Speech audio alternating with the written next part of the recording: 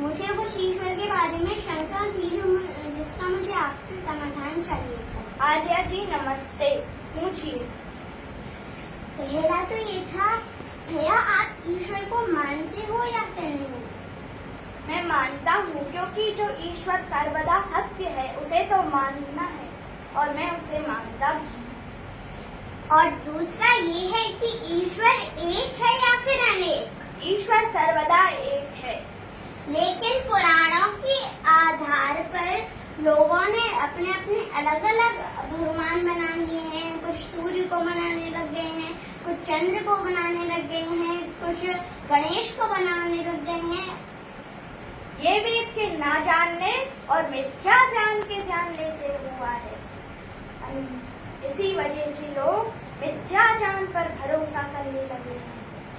ईश्वर किसे कहते हैं?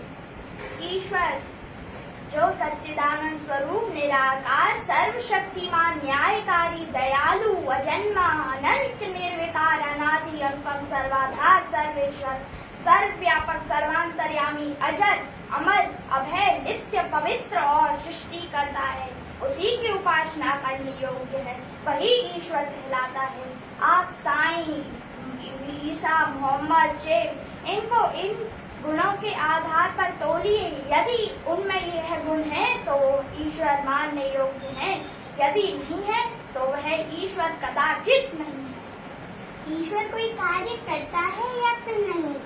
ईश्वर कार्य करता है, जैसे ब्रह्मांड की उत्पत्ति, स्थिति और लय, जीवात्माओं के उनके पाप का फल और पुण्य का फल लेना, इससे वह चेतन भी है।